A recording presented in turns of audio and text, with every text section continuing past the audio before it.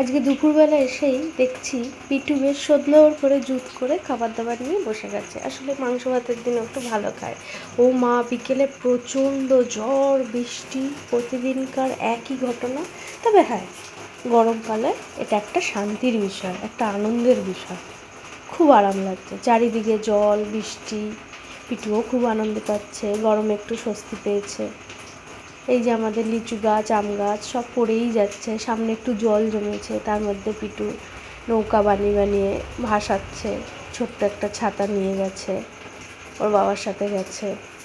Popcorn বানিয়ে দিয়েছে ওর বাবা, ও আমার সাথে বসে বসে একটুখানি খাচ্ছে আর বলছে মাইয়া কখন বাড়ি যাব, ঘুরতে বেরাবো।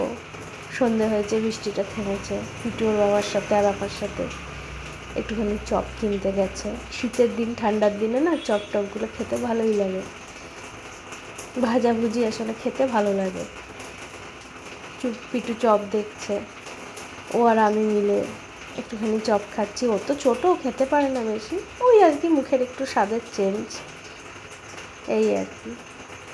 বাজারে কিছু কাজও ছিল, রাত্রের আর রুটি করার ইচ্ছা রইল না, তাই একটা হোটেল থেকে